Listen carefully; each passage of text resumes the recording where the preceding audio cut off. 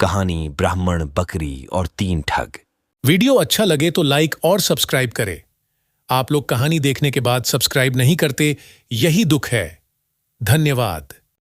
किसी गांव में शंभू दयाल नाम का एक प्रसिद्ध ब्राह्मण रहता था। वह बहुत विद्वान था और लोग आए दिन उस अपने घर में भोजन के लिए निमंत्रण देते रहते थे। एक दिन ब्राह्मण एक सेठ जी के यहां से भोजन करके आ रहा था। लौटते समय सेठ ने ब्राह्मण को एक बकरी उपहार में दी, जिससे ब्राह्मण रोजाना उसका दूध पी सके। ब्राह्मण बकरी को कंधे पर रखकर घर की ओर जा रहा था।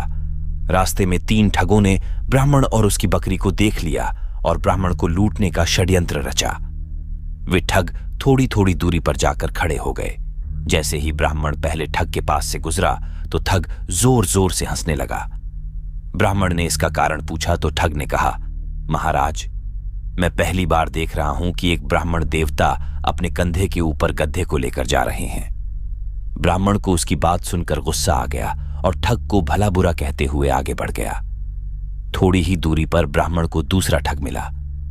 ठग ने गंभीर स्वर में पूछा, हे ब्राह्मण महाराज, क्या इस गधे के पैर में चोट लगी है जो आप इसे अपने कंधे पर रखकर ले जा रहे हैं? ब्राह्मण उसकी बात सुनकर सोच में पड़ गया और ठग से कहा, तुम्हें दिखाई नहीं देता है कि यह बकरी है, गधा नहीं। ठग ने कहा, महाराज, शायद आपको किसी ने बेवकूफ बना दिया है बकरी की जगह गधा देकर। ब्राह्मण ने उसकी बात सुनी और सोचता हुआ आगे बढ़ गया। कुछ दूरी पर ही उसे तीसरा ठग दिखाई दिया। तीसरे ठग ने ब्राह्मण को देखते ही कहा, महाराज, आप क्यों इतनी तकलीफ उठा रहे हैं? आप कहें तो मैं इसे आपके घर तक छोड़कर आ जाता हूं। मुझे आपका आशीर्वाद और पुण्य दोनों मिल जाएंगे।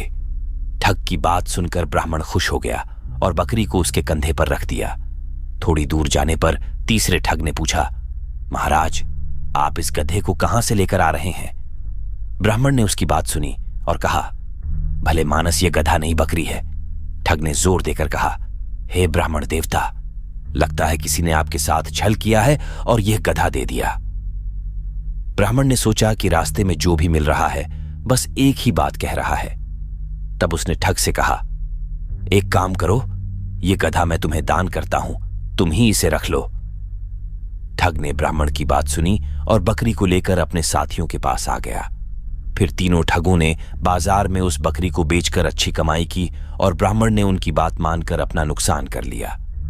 कहानी से सीख, किसी भी झूठ को अगर कई बार बोला जाए तो वो सच लगने लगता है। इसलिए हमेशा अपने दिमाग का उपयोग करें और सोच विचार कर ही किसी पर विश्वास करें। पंचतंत्र की कहानी बोलने वाली गुफा। बहुत पुरानी बात है। एक घने जंगल में बड़ा सा शेर रहता था। उससे जंगल के सभी जानवर थर थर कांपते थे। वह हर रोज जंगल के जानवरों का शिकार करता और अपना पेट भरता था। एक दिन वह पूरा दिन जंगल में भटकता रहा, लेकिन उसे एक भी शिकार नहीं मिला। भटकते भटकते शाम हो गई और भूख से उसकी हालत खराब हो चुकी थी। तभी उस शेर को एक गुफा दिखी। शेर ने सोचा कि क्यों न इस गुफा में बैठकर इसके मालिक का इंतजार किया जाए और जैसे ही वो आएगा तो उसे मारकर वही अपनी भूख मिटा लेगा। ये सोचते ही शेर दौड़कर उस गुफा के अंदर जाकर बैठ गया। वह गुफा एक सियार की थी जो दोपहर में बाहर गया था। जब वह रात को अपनी गुफा में लौट रहा था तो उसने गुफा के बाहर शेर के पंजों के निशान देखे। यह देखकर वह सतर्क हो गया। उसने जब ध्यान से निशानों को देखा तो उसे समझ आया कि पंजे के निशान गुफा के अंदर जाने के हैं, लेकिन बाहर आने के नहीं हैं। अब उसे इस बात का विश्वास हो गया कि शेर गुफा के अंदर ही बैठा हुआ है।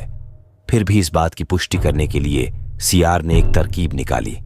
उसने गुफा के बाहर से ही आवाज लगाई, अरे ओ गुफा, क्या बात है, आज तुमने मुझे आवाज नहीं लगाई।